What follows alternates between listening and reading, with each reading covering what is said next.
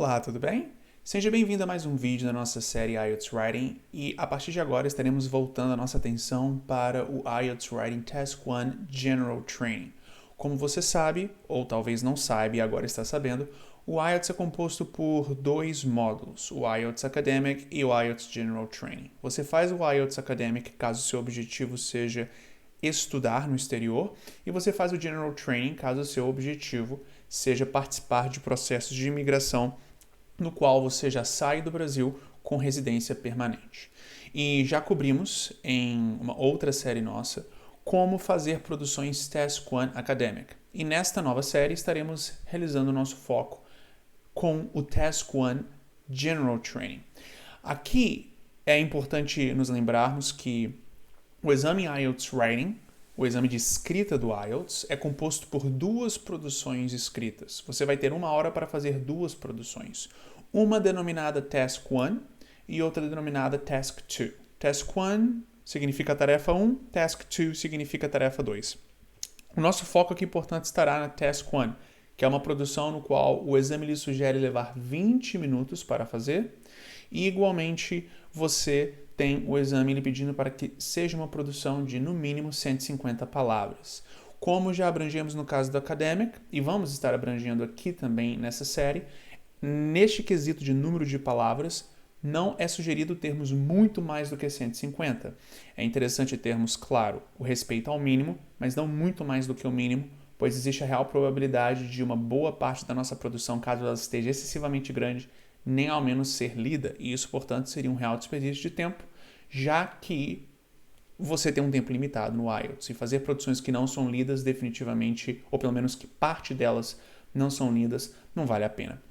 E neste vídeo aqui estaremos voltando nossa atenção para os pré-requisitos IELTS Task 1 General Training, ou seja, vamos ir muito mais a fundo do que esses pré-requisitos, mas eles definem o escopo, ou seja, definitivamente o que de uma forma mais geral é necessário para termos uma alta performance no exame Task 1 General Training. Então vamos dar aqui uma introdução a estes pontos extremamente importantes.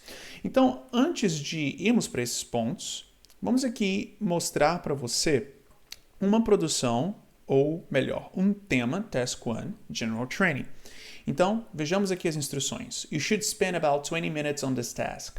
Você deve gastar por volta de 20 minutos nessa tarefa. É óbvio que no dia do exame você vai poder gastar quanto tempo você quiser nesta 1 hora que você vai ter para fazer o writing no Task 1. A questão é que, de fato, é sugerido que você leve esses 20 minutos. Este é o tempo mais do que suficiente para você fazer uma sólida produção. Vejamos então aqui o tema em si. You recently bought a piece of equipment for a kitchen, but it did not work. You phoned the shop, but no action was taken. Ou seja, você recentemente comprou um equipamento para a sua cozinha, mas ele não funcionou.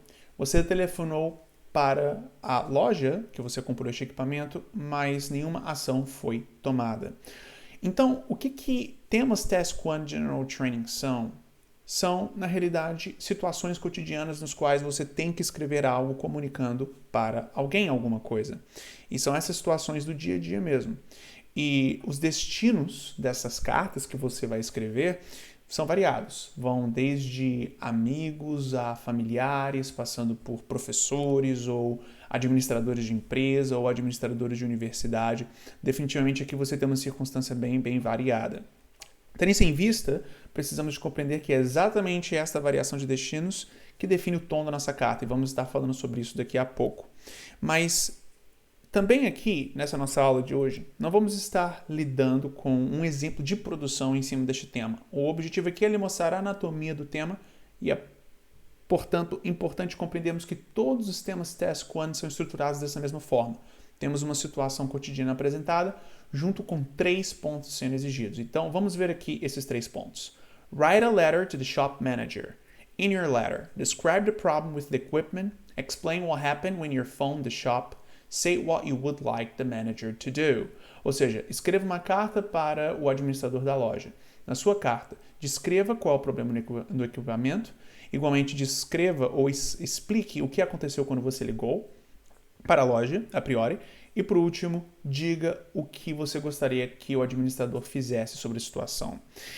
Toda a produção Task 1 General Training é estruturada desta forma, onde que 3 pontos indicam exatamente a estrutura dessa carta em termos dos tópicos que ela tem que abranger. Tudo bem? É óbvio que aqui temos uma situação fictícia, então um certo nível de criatividade para inventar o contexto e se expressar de uma forma que faça sentido com este contexto é necessário, mas definitivamente não temos aqui algo excessivamente complexo para ser feito. Write at least 150 words. Escreva no mínimo 150 palavras. You do not need to write any addresses. Você não precisa de escrever nenhum endereço. Begin your letter as follows. Dear sir or madam. Ou seja, comece a sua carta da seguinte forma, escrevendo Dear Sir or Madam, não é?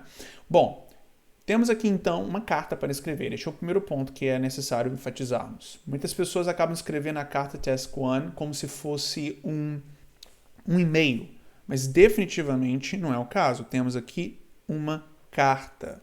E se temos uma carta, definitivamente temos a necessidade de termos uma introdução, ou melhor, uma saudação, depois temos a carta em si e por último uma despedida. Não é então um e-mail, não é uma mensagem de WhatsApp, é uma carta, tudo bem? E seguir essa estrutura ao pé da letra também é importante, até porque, no ponto de vista estratégico, o Task 1 General Training não tem muita complexidade mesmo. Basta você considerar certos pontos e seguir a sequência que o próprio tema define para você ter uma sólida produção. Tudo bem? Agora vamos dar aqui uma olhada nos pré-requisitos gerais para alta performance em um contexto General Training. Cartas podem ser formais, informais ou semi-informais. Ou melhor, semi-formais. E o que define isto é o destino da carta, não é?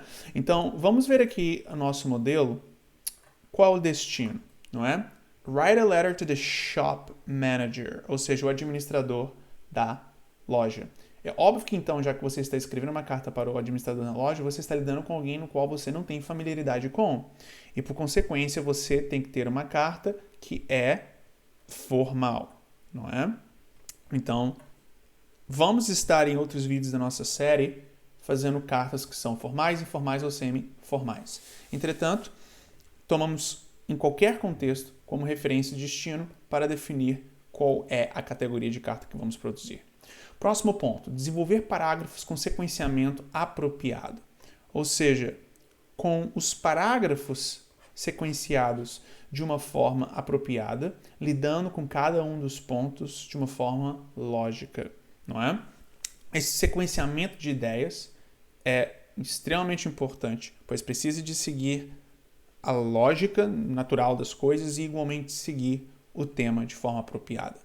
Próximo ponto é escrever sentenças livres de erros. Isso daqui é bem óbvio, não é? Quando estamos falando de writing, quanto menos erros você ter, tanto num contexto de gramática.